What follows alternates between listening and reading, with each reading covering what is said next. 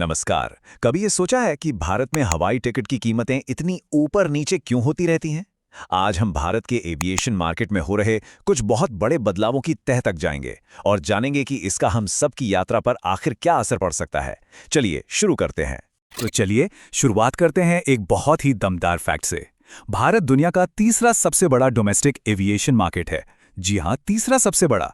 इसका मतलब यह है कि यहां हर रोज लाखों लोग हवाई यात्रा करते हैं और ये सेक्टर हमारी अर्थव्यवस्था के लिए बेहद जरूरी है।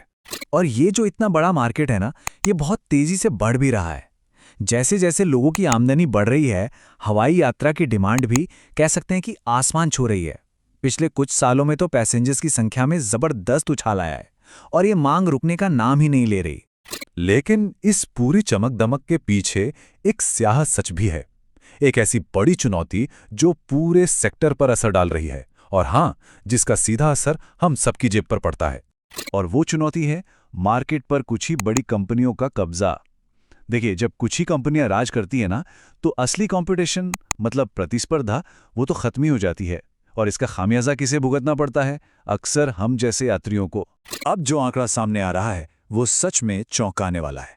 सोच कर देखिए, भारत में हर 10 डोमेस्टिक फ्लाइट्स में से 9 सिर्फ 2 बड़े एयरलाइन ग्रुप्स की होती हैं।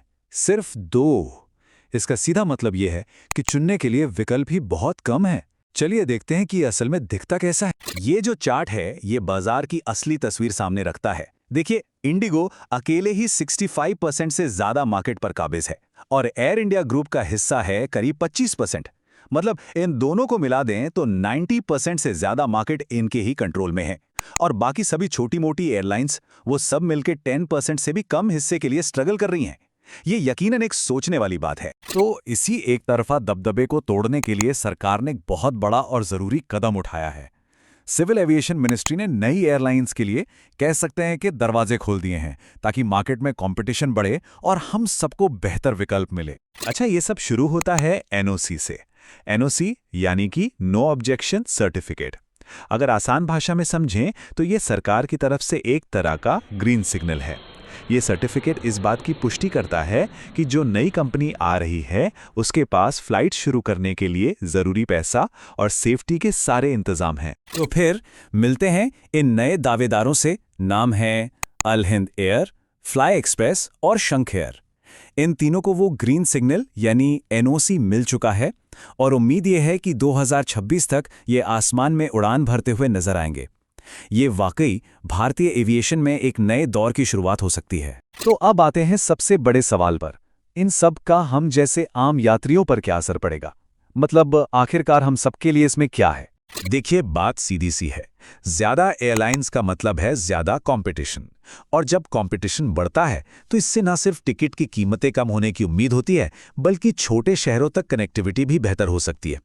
और साथ ही जब चुनने के लिए इतने सारे ऑप्शन होंगे तो जाहिर है सभी एयरलाइंस पर अच्छी सर्विस देने का प्रेशर भी बढ़ेगा, जिसका सीधा फायदा हम यात्रियों को ही मिलेगा। लेकिन ये बात सिर्फ सस्ती टिकटों तक ही सीमित नहीं है, ये इससे कहीं आगे की है।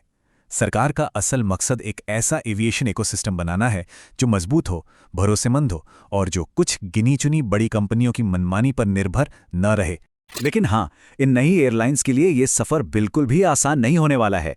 उन्हें बाजार में पहले से जमे हुए जो बड़े बड़े खिलाड़ी हैं उनसे टक्कर लेनी होगी और ये किसी बड़ी लड़ाई से कम नहीं होगा। और यहीं पर हम इस विश्लेषण के सबसे बड़े और आखिरी सवाल पर पहुंचते हैं। क्या ये नई कंपनियां मार्केट के इन दिग्गजों को वाकई में चुनौती दे पाएंगी, या फिर भारत का ये विशाल आसमान इतना बड़ा है कि इसमें पुराने और नए सभी खिलाड़ियों के लिए जगह है? खैर, इसका जवाब तो सिर्फ वक्त ही देगा। लेकिन एक बात तो तय है, आने वाले साल भारतीय एविएशन के लिए बहुत ही दिलचस्प होने वाले।